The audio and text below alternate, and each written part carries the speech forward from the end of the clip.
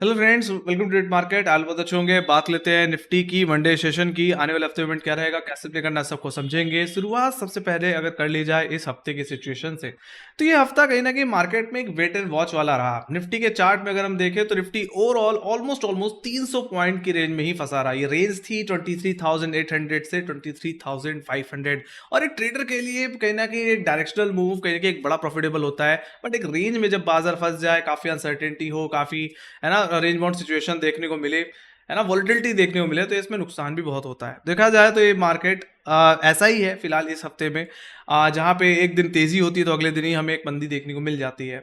हालांकि हर किसी का को इंतजार है इस रेंज के ब्रेकआउट या ब्रेकडाउन का। फिलहाल मेरा मानना है कि ये इंतजार आने वाले हफ्ते में खत्म हो सकता है। देखा जाए तो फिलहाल यूएस का ईरान चाइना में कुछ जाकर के कुछ हुआ नहीं, कोई खास डेवलपमेंट हुआ नहीं। और अब कहीं ना कहीं यूएस के जो लोग हैं वो भी कहीं ना कहीं परेशान है ना, फ्यूल प्राइसेस को लेकर के। और अब ट्रम्प के ऊपर भी कहीं ना कहीं एक बहुत बड़ा प्रेशर है कि जल्द से जल्द है ना इस प्रॉब्लम को खत्म किया जाए। तो मेरा मानना है ईरान के साथ बहुत जल्दी ही कहीं ना कहीं कोई डील हो सकती है। उसका असर हमने क्रूड ऑयल के प्राइसेस पे देखा, जिसकी वजह से हमने एक बड़ी गिरावट देखी। क्रूड ऑयल कहीं ना कहीं फ्राइडे ट्रेडिंग सेशन में भी 2% ऑलमोस्ट करेक्ट होता हुआ दिखा। तो मेरा मानना है क्रूड ऑयल में एक अच्छी खासी कूल ऑफ कहीं कि हमारे मार्केट के लिए एक पॉजिटिव सिचुएशन बन जाती है। साथ ही साथ रुपए में देखा जाए तो रुपए में भी काफी ज्यादा कमजोरी हमें देखने को मिली थी इसी हफ्ते में। बट कहीं कि हफ्ते के आखिर तक आते आते कहीं ना कहीं रुपए में भी थोड़ी मजबूती देखने को मिल रही है, जिसका असर मेरा मानना है मंडे सेशन में देखने को मिल सकता है। बाकी हम यहाँ पे नैस्डैक और डाउजोन्स की बात की जाए तो फ्राइडे के सेशन में डाउजोन्स में भी एक बड़ी तेजी देखने को मिली, नैस्डैक भी पॉजिटिव बंद हुआ। और राइट, सो मेरा मानना है ये सिचुएशन कहने के मंडे सेशन में निफ्टी में एक गैप अप इंडिकेट कर सकती है। So we can expect a gap up opening on Monday, है ना। फ्लैट टू गैप ओपनिंग की एक्सपेक्टेशन है। और जो हर्डल जो कि इस हफ्ते में एक बड़ा सरदर्द बना हुआ था 23,800, 23,840 का जोन, वो हो सकता है इस गैप अप के थ्रू निकलता हुआ देखे। मेरा मानना है अगर आप एक फ्रेश लॉन्ग पोजीशन बनाने की सोच रहे हैं तो इस जोन का ब्रेकआउट देना या डेली क्लोजिंग देना बहुत जरूरी है ना। ये निकल गया तो मुझे लगता है एक बड़ी रिकवरी देखने को मिल सकती है। सो अगर आप लॉन्ग स्ट्रेटजी बना रहे हैं और थोड़ा सेफ भी प्ले करना चाहते हैं तो इस रेंज के ऊपर, है ना, अगर इंटरडे बेसिस पे अगर आधे घंटे का निफ्टी सस्टेन हो जाए तो वेल एंड गुड। इंटरडे लोग एसएल लगाइए, बाकी इसको प्ले करिए नेक्स्ट टारगेट 24,000 के लिए, जो कि निफ्टी का कहने की falling 50 day exponential moving average hold करता है। ऑलराइट, जिसके मैं ब्रेकआउट का इंतजार कर रहा हूँ या गैप अप के थ्रू या फ्लैट ओपनिंग, वहां पे 20 डे में तो बहुत ही मीनिंगफुल होगा अगर निफ्टी 23,000 800 840 के ऊपर डेली भी क्लोजिंग भी दे दे, है ना। तो बाकी 24,000 इंटरडे टारगेट बन जाएगा। 24,000 के लेवल पे हम इस कॉन्ट्रैक्ट में सबसे ज्यादा क्वालिटिंग देखते हैं, है ना, ओटीएम में। सो मेरा मानना है ये जोन भी अगर निकल जाए तो जो हमने एक बेरिश गैप देखा था वो कवर अप हो सकता है। तो हम कह सकते हैं कि अगर 23,000 800 840 का जोन निकलता है तो कहीं ना कहीं निफ्टी 24,000 से लेकर के 24,200 रुपए तक की स्विंग लगा सकता है, गैप फिलिंग के सेंस में भी।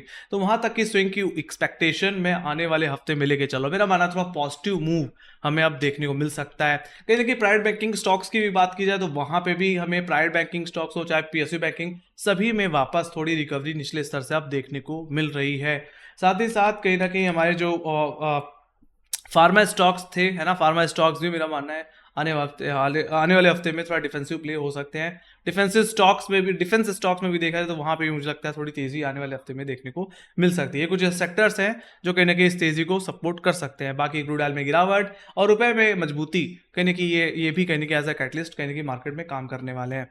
तो वहीं पे अगर बात कर लीजिए सपोर्ट लेवल की, तो मेरा मानना है निफ्टी में ये पॉजिटिव व्यू तब तक रखना चाहिए जब तक निफ्टी कहीं ना कहीं 23,670 और 23,500 रुपए के ऊपर ट्रेड कर रहा है। मेरा मानना है ये जोन कहीं ना कहीं एक मेजर सपोर्ट जोन है जहां पे हैवी पुट राइटिंग हमें देखने को मिलती है। और फ्राइडे के सेशन में क्लोजिंग तक आते आते भी निफ्टी में 23,500, 23,600, यहां तक कि 23,700 की पुट ऑप्शन में काफी हैवी ओआई इमर्ज हुआ है। बाकी टेक्निकल बेसिस पे देखा जाए तो 23,670, 23,600 will be the support zone, by zone. बाकी मेरा मान इसका अगर ब्रेकडाउन आता है तो 23,500 क्रुशियल है। अगर वो उसके नीचे की डेली क्लोजिंग मिल जाए तो गिरावट निफ्टी को ले जा सकती है कहीं ना कहीं 23,300 और 23,260 के लेवल्स पे, जो कहीं ना कहीं इस महीने का लो है। मेरा मानना है मेजर बेरिश ट्रेंड तब एक्टिवेट हो जाएगा जब इस जोन का ब्रेकडाउन भी देखने को मिल जाए। फिर क्या, फिर निफ्टी कहीं ना कहीं 23,000 या 22,200 की तरफ भी जाता हुआ दिख सकता है, जो कि इस साल के लोज है निफ्टी 50 के, है ना। तो वहां तक की गिरावट भी हमें देखने को मिल सकती है। तो कहीं ना कहीं ये बातें हो गई कहीं ना कहीं लेवल्स की, क्या मैं एक्सपेक्ट कर रहा हूँ, है ना, और कितने एक्सपेक्टेड टारगेट्स हैं उनको हमने समझा। बाकी जहां तक बात रही, तो कहीं ना कहीं जियोपोलिटिकल टेंशंस पे भी नजर रखनी पड़ेगी, है ना, जो कि यूएस और ईरान के बीच है। बट कहीं ना कहीं जैसे मैंने बताया कि यूएस पे भी काफी ज्यादा प्रेशर है फिलहाल, और चाइना से मिलने के बाद भी कोई आउटकम नहीं निकला है, तो यहाँ पे पूरी कोशिश हो रही है कि ईरान से निगोशिएशन कर लिया जाए। सो आई एम नॉट एक्सपेक्टिंग कि इतना होने के बाद अगर मामला अगर एस्केलेट हुआ, तो कहीं ना कहीं यूएस भी इससे बहुत ज़्यादा सफ़र करने वाला है। बट यहाँ पे पूरी कोशिश होगी कि जल्द से जल्द कहीं ना कहीं, है ना, इस मामले को रफा दफा कर दिया जाए, और उसका असर हमें क्रूड ऑयल में देखने को मिल भी रहा है ना, क्योंकि यहाँ पे अब ट्रम्प जोर दे रहे हैं, है ना, जल्दी से जल्द निगोशिएशन हो, है ना, और इस मामले को जल्दी से जल्दी खत्म किया जाए। सो मेरा मानना है इस डेवलपमेंट पे नजर होगी आने वाले हफ्ते में। बाकी जहाँ तक बात की जाए और इवेंट्स की, तो यूएस में कोई खास इवेंट्स इसके अलावा दिख मुझे नहीं रहे हैं, और सीधे आपको फिर नजर रखनी पड़ेगी तो Q4 नंबर्स पे रखनी पड़ेगी। और आज जो मैं वीडियो बना रहा हूँ सैटरडे को, तो आज एनटीपीसी के रिजल्ट्स आने हैं, सो इस पे भी नज़र होगी, डीवीज लैब के भी रिजल्ट्स हैं। बाकी अगर हम बात कर ले मंडे की, तो सॉरी संडे की, तो बेलराइज के इंडस्ट आने वाले हैं। बट सीधे अगर मंडे को ओवरऑल देखें, तो सुजलॉन एनर्जी, रेल विकास निगम लिमिटेड, और कहीं ना कहीं कंटेनर कॉर्पोरेशन एनबीसीसी के रिजल्ट्स हैं। बाकी ट्यूसडे को देखें तो ओएनजीसी, सीमेंस, आईआरसीटीसी और गुजरात फ्लोरो के रिजल्ट्स हैं। 27 मई को देखें तो क्यूमेंस और ऑल राइट, क्यूमेंस के ही हैं जो मेन बोर्ड में अगर देखा जाए तो। बाकी 28 मई को देखा जाए तो अशोक लेलैंड के रिजल्ट्स अलाइंड है, अल्केम लैब के, भारत डायनेमिक्स के भी रिजल्ट हैं। तो देखा जाए तो आने वाले हफ्ते में रेलवे स्टॉक्स के और डिफेंस स्टॉक्स के रिजल्ट हैं, है ना। तो मेरा मानना है इस पे नजर रखें, और अगर सेक्टोरियल बेसिस से प्ले करना है, स्टॉक बेसिस पे प्ले करना है, तो मुझे लगता है Q4 रिलेटेड स्टॉक्स काफी अच्छा बेट बन सकते हैं, है ना। तो अगर इंडेक्स अगर आपको आने वाले हफ्ते में भी इन केस अगर एक रेंज में ही फंसा हुआ दिख रहा है, तो मेरा मानना है इससे थोड़ा हट करके स्टॉक स्पेसिफिक हो जाना चाहिए। नहीं तो मैंने जो स्ट्रैटेजी बताई कि इंडेक्स में अब रेंज के ब्रेकआउट या ब्रेकडाउन की जरूरत है ना, तो वो कहीं ना कहीं आपको एक अच्छा पैसा बना के दे सकती है ना, डायरेक्शनल मूव प्ले करने पाने में। ऑलराइट, तो यही था मेरा व्यू। फिलहाल मैं flat to gap opening expect कर रहा हूँ मंडे सेशन में, नजर उसी पे ही होगी। ऑलराइट, सो यही थी मेरी एनालिसिस। अगर आपको पसंद आई हो तो make sure guys like share subscribe जरूर बता देना। अगर आपके कोई क्वेश्चन रह गए तो कमेंट सेक्शन में लिख के पूछ सकते हैं। आपको क्या लगता है, गैप अप या गैप डाउन, आपके एक्सपेक्टेड टारगेट्स क्या है इंडेक्स में, है ना, वो भी आप मेंशन करके चल सकते हैं। बाकी लाइक शेयर सब्सक्राइब जरूर दबाया करिए। काफी लोग हैं जो लाइक बटन नहीं दबाते, दबा दिया करो गाइस, है ना। यही हमें मोटिवेट करता है कहीं ना कहीं ऐसे एनालिसिस प्रोवाइड करने के लिए और लाइव सेशन करने के लिए भी।